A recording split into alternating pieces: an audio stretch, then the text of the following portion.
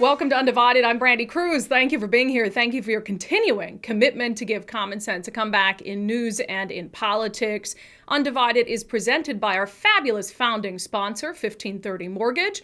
Visit them at 1530mortgage.com. And if you have not become an Undivided subscriber already, remember, we do a bonus episode just like this every single Wednesday on Patreon and Locals. That's patreon.com/undivided. Or you can become a contributor on my Locals community, brandikruse.locals.com. A few things to get to today. We're going to talk about inconvenient truths and how that fits into the role of the media. Also, there is a teacher strike happening in Kent, Washington that is keeping kids out of school. I'll give my thoughts on that. Plus, Vice President Kamala Harris becomes just the latest member of the Biden administration to completely ignore the question about who is paying for their big plan to cancel student debt. And also, does the messenger matter? As you know, I've been preaching about the fact that I think the state of Washington should hire back workers who were fired over the vaccine mandate. And now there is a high-profile Democrat who does a job similar to mine, who believes that ferry workers in particular should be hired back as well. So we'll get to all of that. But first, a follow-up to a story I discussed last week. We were talking about the primary election in Florida and the fact that Charlie Crist is going to move forward to face Ron DeSantis in the race for governor in November. Charlie Crist, he was a former governor of Florida, also a former attorney general, a member of Congress. He was a Republican, then was an independent, and now is a Democrat. So he is running right now as a Democrat. And last week on the show, I played a clip from Charlie Crist that I believe disqualifies him to serve in elected office. I don't believe he should be anywhere near public service. And it was in response to a question about what he would say to Florida voters who support Ron DeSantis and his policies. Those who support the governor should stay with him and vote for him, and I don't want your vote. If you have that hate in your heart, keep it there. I want the vote of the people of Florida who care about our state. Good Democrats, good independents, good Republicans. Unify with this ticket. Well, it turns out that Charlie Crist isn't the only one adopting that messaging. Governor Kathy Hochul in New York was at a campaign event, and she took things a step further as to how she feels about Republican voters in her state. And we're here to say that the era of Trump and Zeldin and Molinaro, just jump on a bus and head down to Florida where you belong, okay? Get out of town. Get out of town. Because you don't represent our values. You are not New Yorkers. And to me, Kathy Hochul saying that is even more egregious than Charlie Crist, because Kathy Hochul is the current governor of New York. So you have the current governor of New York who is essentially telling part of her constituents that not only does she not like him and care about him, she doesn't even want them to live in her state. I mean, can you imagine the message that sends? You know, in Washington state, for instance, I think there are Republicans who believe that Governor Inslee doesn't care about them, who believe that Governor Inslee doesn't particularly like them. But imagine Governor Inslee coming out and saying explicitly, Republican voters, I don't even want you to live in my state. Just imagine that for a second, and imagine how that would make you feel. Now, you might say, well, what's the difference between thinking it and actually saying it? I would argue that there is a difference. Because to me, it almost verges on the point of mental instability. That you, as the governor of a state, tasked with dealing with people's needs, with people's emergencies, with people's crises, care so much about their political affiliation as opposed to the human being, that you would rather they just don't even live in your state at all. And you're willing to say that out loud. To me, it's a disqualifier. And I can't even imagine that Democratic voters in New York State, why would you want your governor to say that? Imagine if the roles were reversed, you had a Republican governor who said, I don't even want you to live in the state. I mean, this is not the direction we need to be heading as a country when we talk about bridging political divides. And, Joe Biden, this messaging is coming from the very top. What did Joe Biden run on? He said that he would be a uniter, not a divider. That was his point of differentiation between himself and President Trump. He said that he would be a president for everyone. Yet he has taken aim at so-called MAGA Republicans and spoken about them with the same tone that Kathy Hochul and Charlie Crist are speaking about Republican voters. What's happened is there are not many real Republicans anymore. I respect conservative Republicans. I don't respect these MAGA Republicans. If you are truly trying and care about bringing the temperature down in this country, care about avoiding another January 6th as an example, why is that the messaging that you would take? And that's what I would ask them. How do you find that to be helpful? How do you find that to be in line with your responsibilities as an elected leader? What do you think that that will accomplish? You know, I did a live Q&A last night. We do one every single month for subscribers on Patreon and Locals. And someone asked me what it would take to get Congresswoman Pramila Jayapal out of office. If you're not familiar, Congresswoman Pramila Jayapal represents the 7th Congressional District in Washington, which is basically the area in and around Seattle. And she is a progressive. She's the chair of the House Progressive Caucus. She's one of the most high-profile progressive politicians in the entire country. And Congresswoman Pramila Jayapal, I pulled up the primary results. She won the primary election back at the beginning of August with 85% of the vote. 85% of the vote. Now, do I like Congresswoman Jayapal's policies?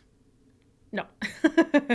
She was very, one of the lead drivers on the forgiveness of student debt, as an example. I'm just not in line with her politically, and I'll be honest about that. I've always had a very cordial, friendly relationship with her. I've interviewed her many times. But going back to that question and how I tie this all into Charlie Crist and Kathy Hochul, what would it take to get Pramila Jayapal out of office? My answer to that was essentially that it doesn't bother me that she's in office. Congresswoman Pramila Jayapal represents the views of her constituents. 85% of the vote. She is a progressive. She represents a very progressive congressional district. It doesn't bother me for people to get the representation that best suits them. That's what elections are for. That's what voting is for. So I don't really care to get Congresswoman Pramila Jayapal out of office if that's who her voters want to represent them. Now, do I think that the Seattle area might be served better by some more moderate policies? Yes, I believe that, but clearly that's not what voters there believe. I think we lose sight of the fact that divided government is really essential for progress. Divided government, when you are forced to contend with the fact that people have different ideas than you, divided government leads to the very best ideas. I don't believe that we would have a functioning government, a government that functions to its full potential, rather, if we had just Republicans across the board, or Democrats across the board, or progressives across the board. And you look at the Senate, it oftentimes takes a little bit of compromise in the Senate to be able to get things done. And compromise at the end of the day leads to pieces of legislation that will serve a greater number of Americans. So when I hear Charlie Crist and Kathy Hochul say what they said, I hear two people who don't want their ideas challenged, who don't want their ideas questioned, who want to live in a safe little bubble and operate in a safe little bubble. And it doesn't lead to the best ideas when no one's challenging them. And similar to Congresswoman Pramila Jayapal in Seattle. She's more progressive than even, the Democrats who serve in other congressional districts in the state of Washington. In all of that diversity, the progressive in Seattle, the moderate Democrats in other parts of Western Washington, the Republicans in far Eastern Washington, all of that diversity of political opinion, of thought, of ideology leads to a wider array of ideas, helps better serve different types of constituencies in different areas of our state.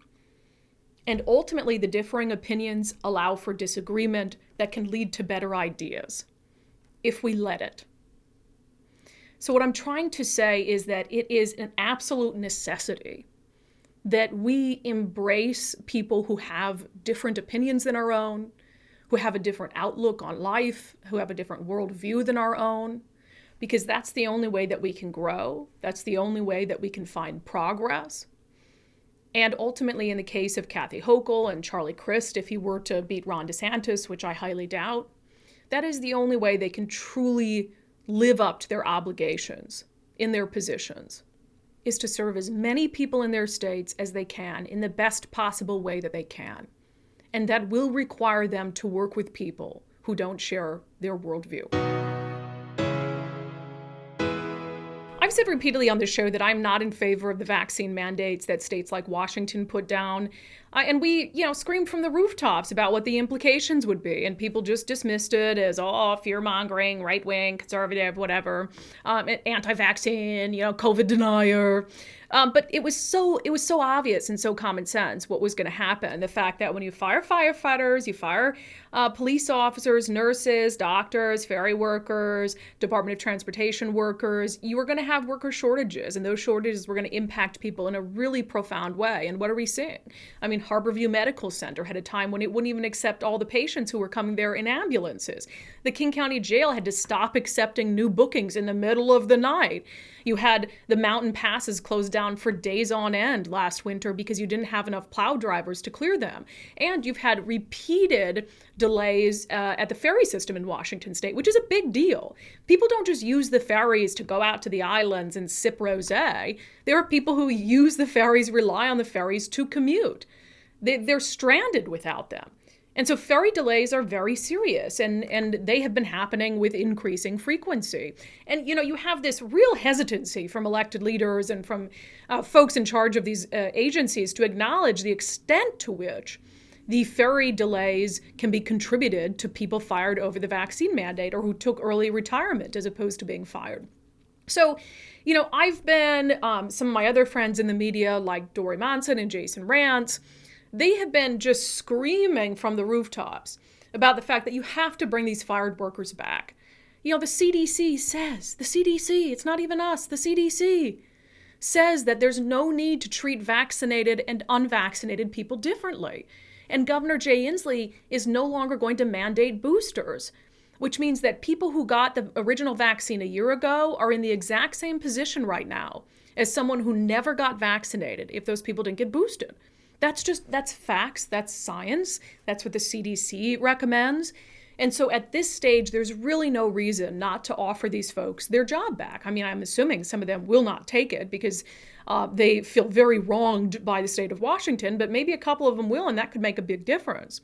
So anyway, of course, the governors and his staff, they're just dismissing anyone who's even perceived as Republican who asks about this is just fear-mongering and politically motivated.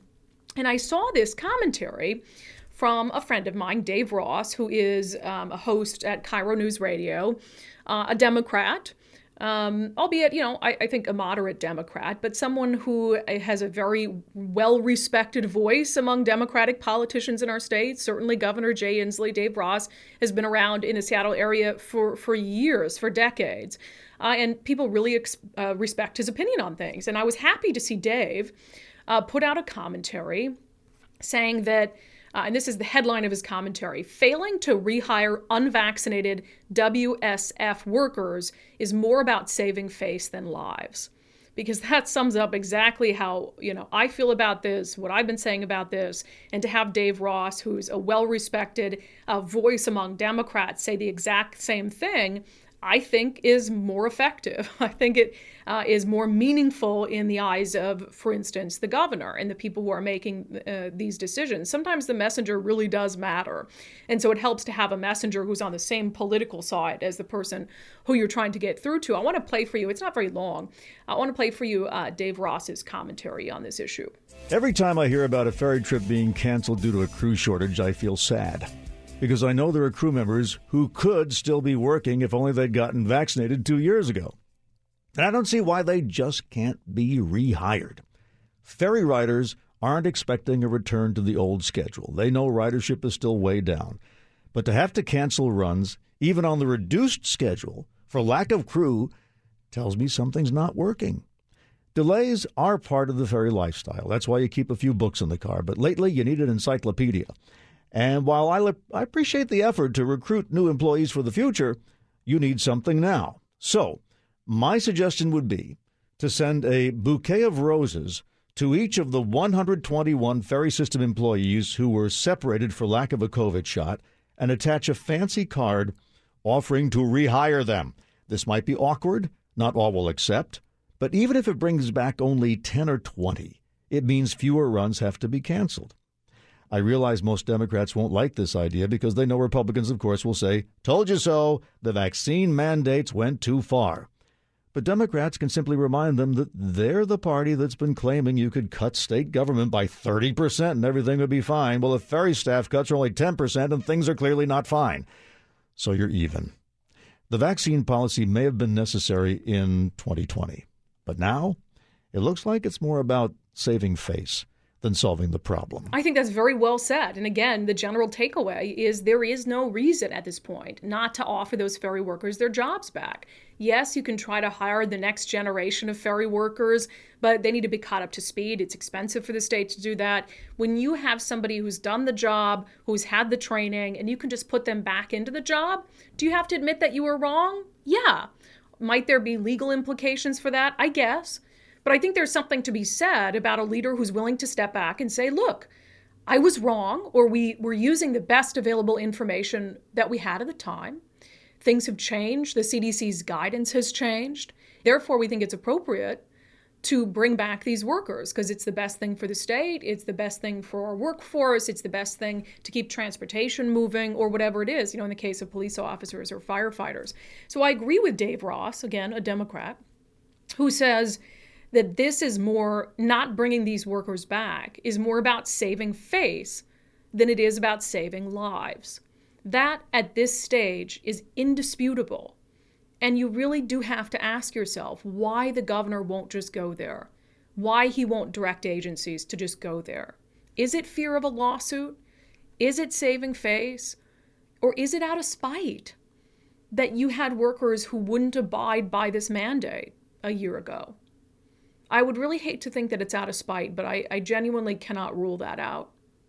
But if the governor, heading into the winter seasons, if he wants to do the right thing, if he wants to avoid some of the shutdowns that we had last winter due to a lack of tow drivers or plow drivers, if he wants to deal with the public safety crisis in a meaningful way, the governor should stand at a podium and say, we're going to bring back all the fired firefighters, the fired police officers. We're going to give all of them an opportunity to get their job back. That would be the right thing to do.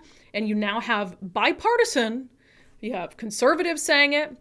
You have independents saying it. You have Democrats saying it, and Dave Ross, that this is the right thing to do, and this is the only avenue that makes sense.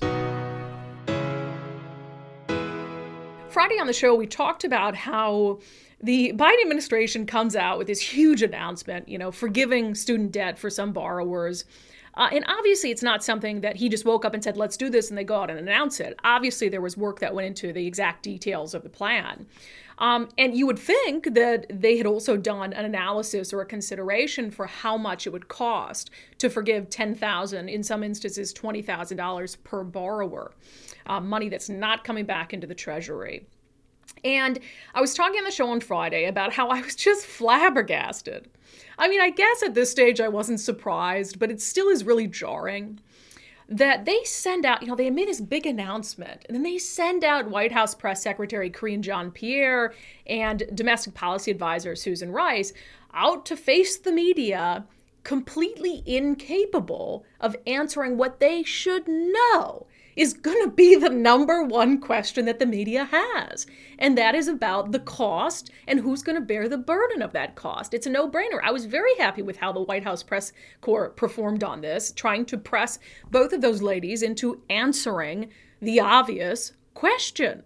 We'll see when they take up the opportunity, we'll be able to give you a much better sense but of that. Numbers ballpark at this point? I think it depends on the numbers. Unfortunately, and we're here to encourage as many people to take it up as possible.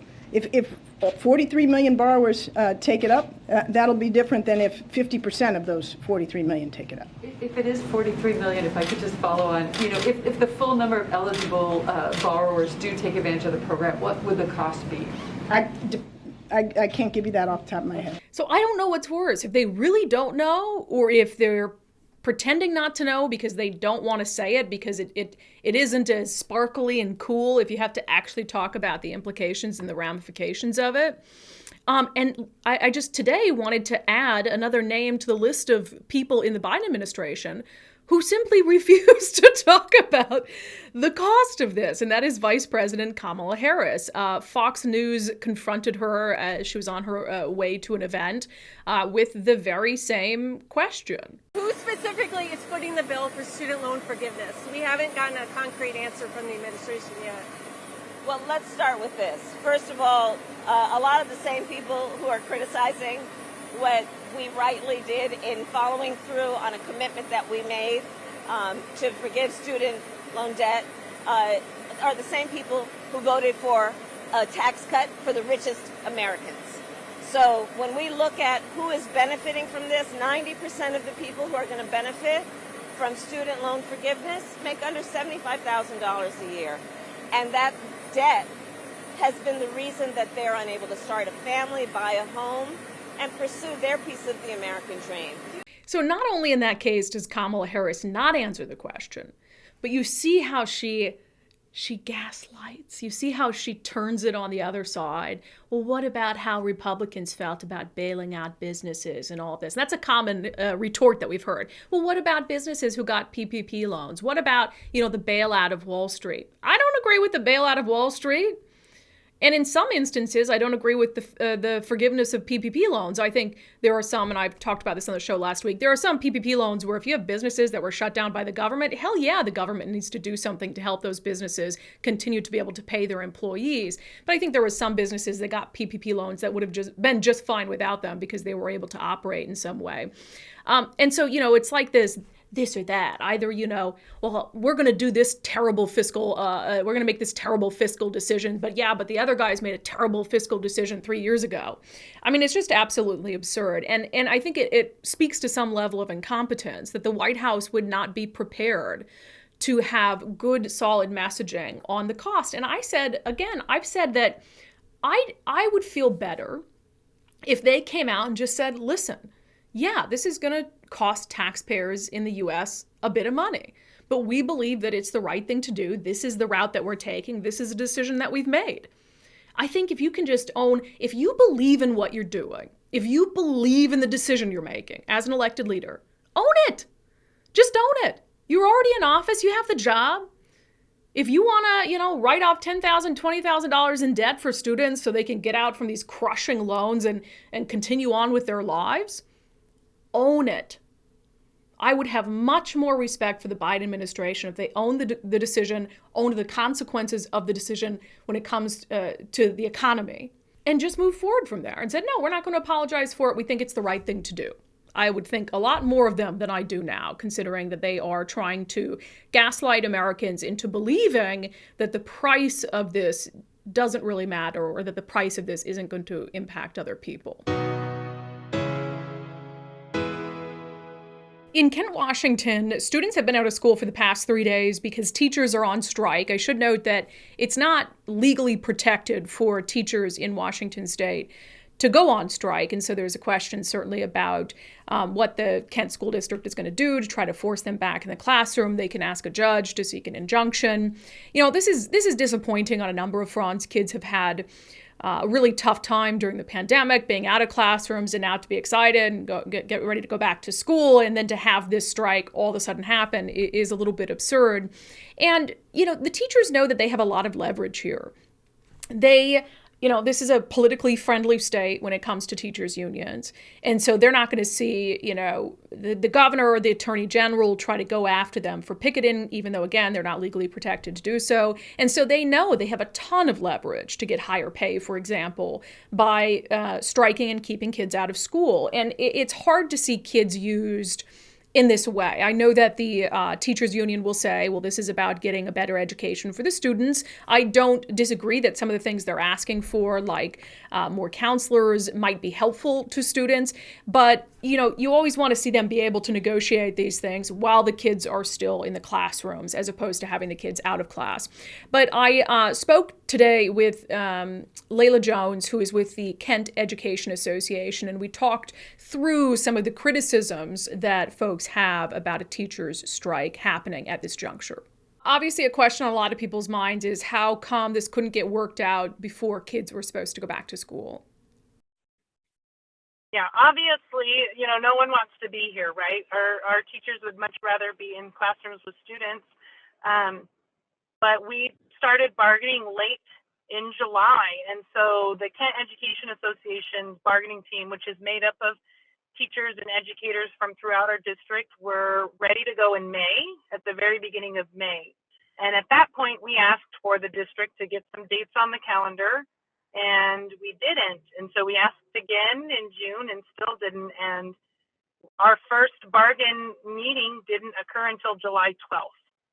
So we are operating on a hyper-condensed timeline when normally we would have started bargaining in a normal year, maybe with a different bargaining team. We would have started back in May. And did they give you a reason for not wanting to start earlier? No, they did not. What are the key sticking points at this juncture, Layla?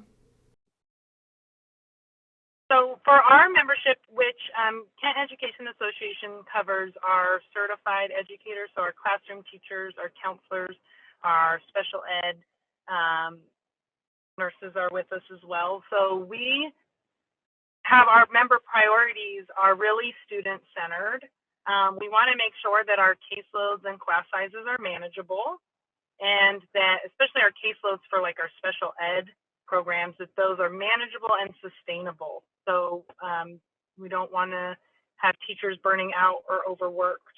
We also want and understand the need for more wraparound services like those counselors and those psychologists.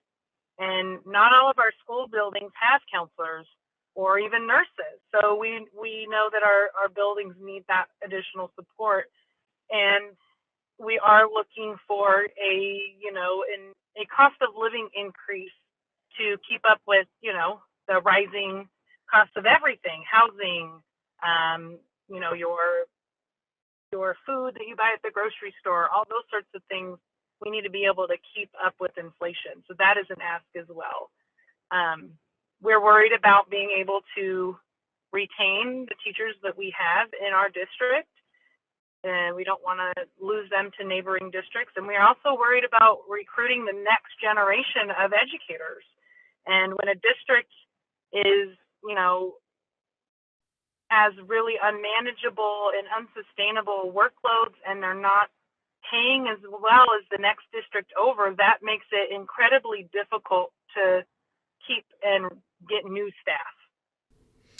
One of the things that's been brought up, we have a lot of schools, public schools in the state and districts who have actually lost students, and Kent is one of them. They've had a decrease since 2020, 673 elementary school students, 297 middle school students, 69 high school students. High school actually is the only one that increased. So when you talk about kind of class sizes, aren't the class sizes getting smaller, or why aren't they if you're seeing a decrease in enrollment across the district? Yeah, so what I will say is our class sizes, and I've been in Kent for, I can't remember if it's year 8 or year 9, but I also grew up in Kent and graduated from our Kent schools. So when I, for example, first started as a teacher in Kent, as a kindergarten teacher, I had 18 students. The last 3 years in my classroom, I've had 26. So our class sizes, they haven't necessarily changed, but the staffing has. So instead of staffing so there's wiggle room to have additional students, we're all staffed to our capacity. And when we're all working at capacity, that just means we have less time to provide the individualized supports that each student needs. We have less time to check in with a family member about how things are going. We just have less time all around. We're all at capacity. The other argument that has been brought up as well when it comes to teacher pay, and I think, on the whole, people agree that teachers in many instances are underpaid for what they do, but, there are a lot of teachers in the Kent district who make six figures and well over the median income of parents and households in the city of Kent. You guys work 3/4 of the year compared to some of, again, the parents of your students. So I guess when you're on the picket line keeping kids out of school to demand pay that's higher than a lot of the households of the kids that you teach, how do you think that comes off to those parents? Yeah, I absolutely get that. And I think the flip side is the reason we do have our educators that are making that much is because they're experienced. You get to those levels of salary when you've been in the district for 20 years. You get to those levels of salary when you have a master's degree or your doctorate. So while I do see that is above the median, it's because we're qualified and quality educators. And what I would say to that is, isn't that who you want teaching children? Well, there's and I've heard from some parents who, are frustrated that you guys can't hash this out with the kids in school. As you know, the kids have been through a lot the last couple years, in and out of classrooms, away from their friends. You mentioned one of the things you guys are pushing for, an increase in counselors. We know there are a lot of mental health issues with students. But just for the sake of the students, why not continue to teach while you continue to bargain with the district? Well, there's a couple things to note there. First of all, we do want to be in our classroom with kids. Absolutely. I've been, going and speaking with members out on the lines, and we would much rather be in our classroom with students. But the classrooms that we want to walk into whenever this is over, we want those classrooms to be better than the ones we left in June. And we believe that our students deserve better, and that our community deserves better, and that our colleagues deserve to have a manageable caseload. The other piece to that is this is not just unique to the Kent Education Association in Kent. Our other labor partners that work and make up the Kent School District as a whole are also having these same struggles with the district leadership. As you know, Layla, there is no legally protected right for teachers to strike in Washington state. The district has alluded to what they did a few years ago, having a court place an injunction and start to levy fines. If they go that route, how does that influence what you guys are doing? Well, ultimately, we have to take that to the membership. So tonight, the school board is having a special meeting to have that exact conversation. I think our teachers and our community support this movement to make sure that we're getting resources into our classrooms that we don't have. And I will say that I do believe our educators I know we're dedicated. We are dedicated to this community, but I would also say we are determined to get a contract that reflects what we know to be the best environment, not only to work in as a teacher, but also the best environments for our students to learn in. And, pay, is traditionally obviously at the forefront of negotiations like this that result in a strike. But I've heard also, I think it was on KUOW, that some of the other things you guys are asking for include air conditioning in the buildings. Is that something that you guys would really continue to strike over? Or is that something that is just sort of tangential? No, that's not something we're out here about. I mean, it's 90 degrees, it'll be 90 degrees tomorrow. It was 90 degrees last week. I mean, heat's not a fun thing to be working in, but that's not going to keep us from going in our classrooms. Some of our buildings in our district are very old, though, and the HVAC systems aren't adequate to cool appropriately. So when we do have hot days like this in August, it gets really, really hot in our classrooms, and that impacts the students as well. When it's just so hot, they're you walk into classrooms and the kids are like falling asleep because it's just so hot. So that is a concern, but that's not a reason why we're all out here right now. Okay, so that's not one of the sticking points. I saw that from Lily Fowler with KNKX. No, that is not a sticking point. I mean, we do have language in our contract that a classroom should be, cooled and heated appropriately. So in the wintertime, we don't want to all be freezing and our students in coats. Just like in the fall or late summer, we don't want everyone, to be sweating and just, falling asleep, lethargic. That's also not a good place to be learning.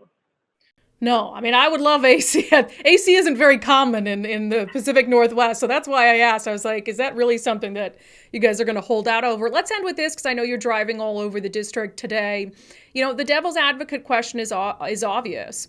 Like I said, there is not a legal protection for you guys to strike. Kids have had a hell of a 2 years. They need to be in classrooms. And here we are, keeping them out for a third day in a row from going back to school. So is it selfish for you guys to be out on the picket line? And I can see that someone taking that being the takeaway. I can see that of like, the teachers are out there and the kids aren't learning.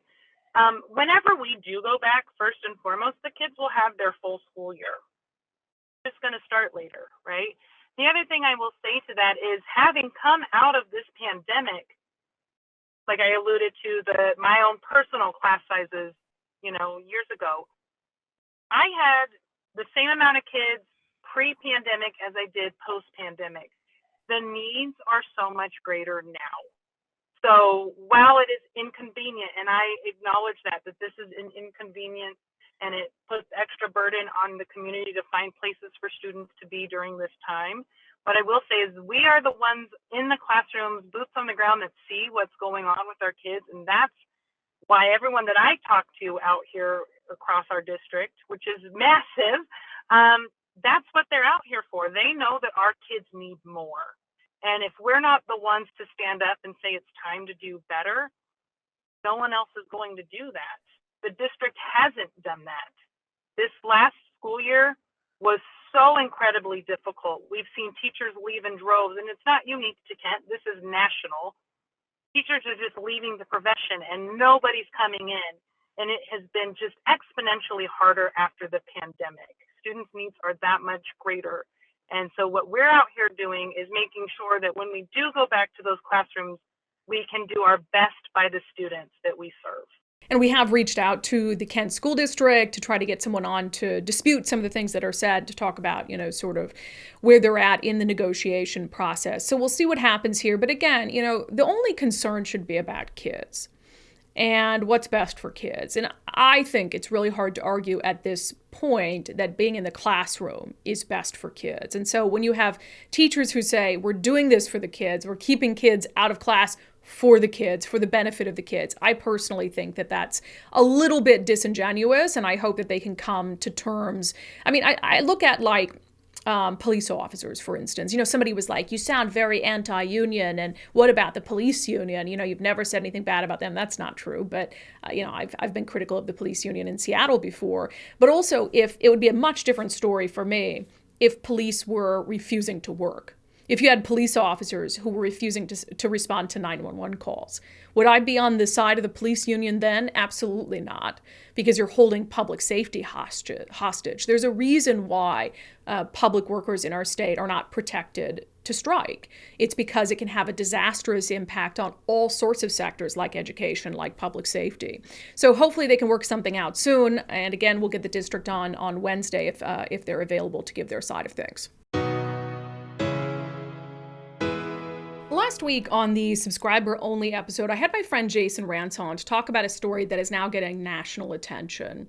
And that is the University of Washington, UW Medicine, put out a study back in March claiming that rates of depression among transgender youth plummeted if they got gender-affirming care. There was, of course, an article put out by Jesse Singal on his Substack that totally disproved that entire thesis. There wasn't evidence in the study to show plummeting rates of depression. Even the study researchers ended up coming out in internal emails and saying, yeah, we didn't find any evidence that there was reduction in depression rates. And so, you had this study that went out that had this, really, I think, harmful narrative. If you're a parent who has a trans child and you're debating, do I get them gender affirming care? And then you see this press release from UW Medicine saying that if you get your child gender affirming care, it can save their lives and prevent them from committing suicide. That's a very serious thing. And for UW to get it so wrong and to put out that false statement when the study didn't show anything of the sort is very concerning. And so I had Jason Rantz on because he talked about, he had done, once the news came out that this study wasn't what they claimed it was, Jason Rantz did a public disclosure request, got his hands on some internal emails from the University of Washington that showed they wanted to just bury this. That they said explicitly only conservative news outlets are asking about the error, and we're not even going to respond to them because they have an agenda. I mean, the agenda was getting to the truth. But here's a part of my interview with Jason Rantz in case you didn't catch it. What's some of the most interesting stuff you found in these email exchanges about pushback on the study? I mean, they were really clear in these emails that they did not want to be proactive in correcting the record, even though they were responsible for the record being incorrect to begin with because they were getting positive coverage. They say that explicitly. There is one instance, one email of a doctor who was part of the study. She was on the email chain, Kim Ahrens. And originally, she had put together a statement to try to explain where the confusion was coming from. But then later on in the email chain, she said she would be comfortable not clarifying any of this at all if it means it would just bring more attention to the error. And it's like, you're a doctor. You're not supposed to hold that position. You should be a champion for making sure people get the data correct. So we're making smart decisions on how to treat patients. There are real lives attached to all the information out there, including the misinformation. And I also find it odd coming from UW, which has an entire program there that's about going after disinformation, except you've got it going on here and there doesn't seem to be any shame in any of it. They did not reach out to any of the media outlets that got it wrong. And they simply told me in a statement that, oh, well, the story wasn't really a story at that point. I'm sorry, it was a story because you got it wrong. So after Jason Rantz's story came out, where he released all these emails from inside the University of Washington's communications team, Jesse Singal, who wrote the original takedown of the study that just demolished the core thesis of it, he put out on Twitter, he said, I've now read the full cache of emails Rantz obtained, and I cannot overemphasize how much cover was provided to UW by the fact that after my initial article, it was only conservative outlets that reached out about this scandal. And I can't agree more. And that was one of the things that I brought up with Jason. The fact that they would explicitly in one of these emails say, we're not going to proactively correct the record because it's only conservative outlets reaching out and they have an agenda. You're talking about a public university, a medical entity, a study that's supposed to be based on scientific data, and they're not going to correct it proactively, publicly, because it's only conservative outlets reaching out. And I told Jason it troubled me that it was only conservative outlets reaching out, that you wouldn't have other news agencies who published the initial report as it was framed be angry by that, be angry by being misled, by in turn misleading their readers and their viewers, that they would reach out to UW and say, hey, why did you guys tell us that this study found something that it didn't? You would hope that every entity that published an article would do that. Jesse Singal went on to say, the comms team is explicit about this over and over in their internal emails. Because it's the College Fix and the Daily Caller reaching out, they see no need to engage or respond. Lib outlets had no interest in pursuing a story about a hospital distorting suicide research. So over the weekend, I was kind of hard on King 5 News in Seattle because King 5 News is one of the outlets that put out the kind of initial findings without really questioning it, what Jason Rantz refers to as press release reporting. Like they get the press release from UW. Oh, wow, this study found that gender-affirming care plummeted rates of suicide among youth. Let's type up an article about it and not question it at all. And so the King 5 News, which is the NBC affiliate in Seattle, had an article that they put up in March, right after the study came out, saying gender-affirming care reduced depression in 60% of teens in University of Washington study. And then their article went on to talk about it from a political standpoint, how Texas Governor Greg Abbott recently issued a directive ordering the Department of Families and Protective Services to open child abuse investigations against parents who help their transgender children receive gender-affirming care.